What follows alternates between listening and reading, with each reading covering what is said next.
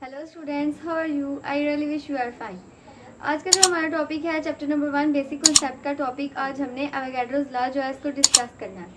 सबसे पहले तो एवोगैड्रो जो था एक इनक्रेडिबल साइंटिस्ट था and he belongs to our royal family. इसने जो आइडिया दिया and he just gave the idea of about the number of particles, but he also given out the idea of number of particles in gases. but कैसे? Avogadro's law कहता है कि अगर हमारे पास gases हैं, गैसेस का volume equal है, तो उनमें मौजूद जो पार्टिकल्स हैं, जो मॉलिक्यूल्स हैं, वो भी इक्वल होंगे। ऐसा एवोगैड्रो लॉ कहता है। बट कैसे? इस बात को आज हम सारा डिस्कस करेंगे। मैं आपको एक एग्जाम्पल के थ्रू ये समझाती हूँ। यहाँ पर एवोगैड्रोस लॉ से रिलेटेड डिफाइन भी मैंने लिखी है। Equal volume of all gases at the same temperature and pressure contain equal number of molecules. ये जो है इसकी डिफाइन भी आप याद कर लीजिएगा। अब हम एग्जांपल की बात करते हैं। फॉर एग्जांपल अगर हम बात करें, we got some cylinders.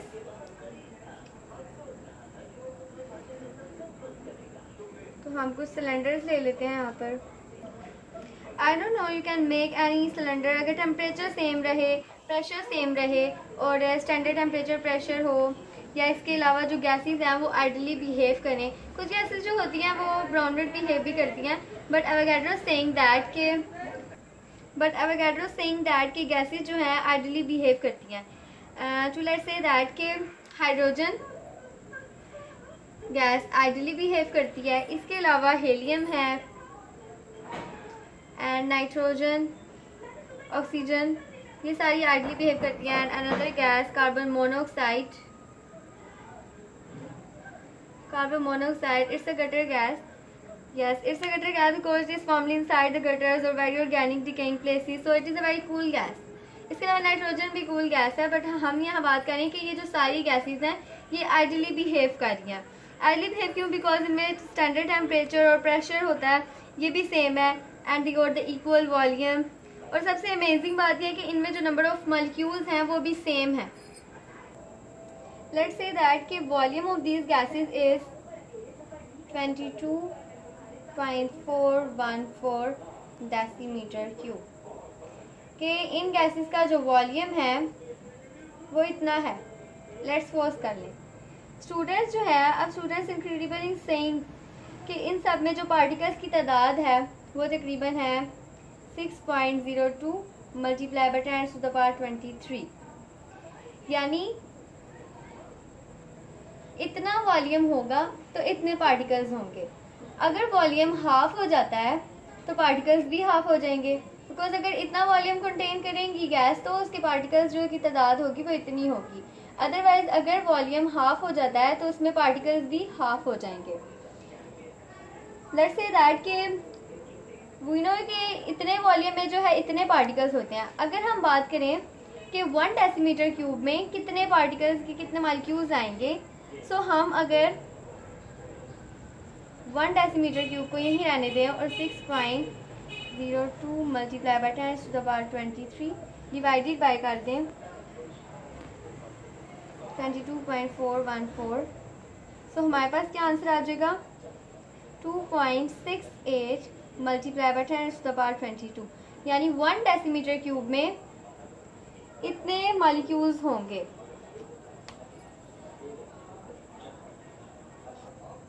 So that's an incredible way to calculate it and that is just because of Avogadro law. अगर हमें वॉल्यूम का ना पता चले, यहाँ पर हमें वॉल्यूम का नहीं पता, फिर डिफिकल्ट होगी कैलकुलेशन करना। No doubt 1 decimetre cube of hydrogen standard temperature weighs approximately sometimes like 1 decimetre cube की अगर हम बात करें यहाँ पर इक्वल होगा वो 0.899 ग्राम।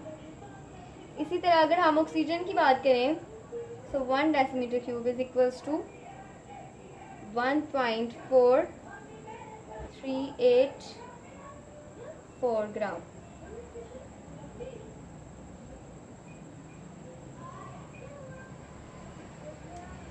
अब आप सोच रहे होंगे, हमने बात की थी पीछे कि अगर इनका वॉल्यूम जो है वो सेम रहे तो इनमें नंबर ऑफ मॉलिक्यूल जो है वो भी सेम होंगे, लेकिन अब इन दोनों का तो वॉल्यूम डिफरेंट आ रहा है, एक में ज़्यादा एक में कम है। इसमें नंबर ऑफ मॉलिक्यूल्स फिर कैसे सेम हो सकते हैं? वजन में तो फर्क आ गया, तो पार्टिकल्स कैसे सेम हो जाएंगे फिर? एक कॉमन एग्जांपल से समझाती हूँ। सो लेट्स से दैट कि फॉर एग्जांपल अगर हमारे पास 12 ट्रक्स हैं और हमारे पास 12 ही एग हैं। अब आप खुद सोचें कि ट्रक का वॉल्यूम ज़्यादा होगा या एग का? डेफिनेटली ट्रक का वॉल्यूम भी ज़्यादा होगा, बिकॉज वो बिग है, एग तो बहुत स्मॉल है। अगर हम अब वॉल्यूम में देखें, इसका बहुत फर्क आ गया। ट्रक एक बिग चीज़ है, एग एक स्मॉल चीज़ है। अब साइंटिस्ट कहते हैं, हमें पता है कि गैसेस में जो पार्टिकल्स हैं ऑलवेज मूव कर रहे होते हैं, ये बात हमें नो है। लेकिन अगर हम साइंसदानों का बात करें तो साइंसदानों का ये ख्याल है कि पार्टिकल्स जो हैं 300 टाइम्स एक दूसरे से दूर करते हैं, 300 टाइम्स दूर करते हैं एक दूसरे को।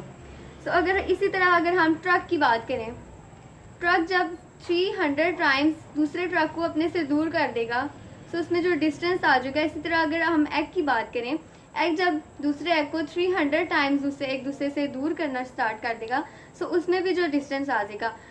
अब एग स्मॉल है, इसमें डिस्टेंस ज़्यादा आ जाएगा।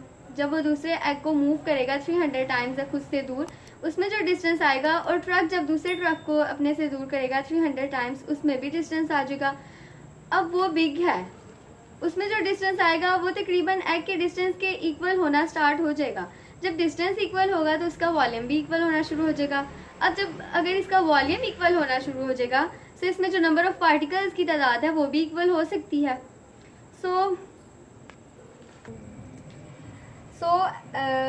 Avogadro's was trying its level best to explain this volume. अगर जो है वॉल्यूम इतना होगा, अगर वॉल्यूम इतना है तो जो पार्टिकल्स की तादाद है वो इतनी होगी कि 1 डेसीमीटर क्यूब की बात हुई ना यहाँ पर। तो हमें पता है 1 डेसीमीटर क्यूब में इतने पार्टिकल्स होते हैं। अगर वॉल्यूम इतना है तो पार्टिकल्स इतने होंगे। अब देखिए हाइड्रोजन की अगर बात करें, hydrogen is a very light gas, but अगर ऑक्सीजन की बात करें तो oxygen is something like a heavier gas.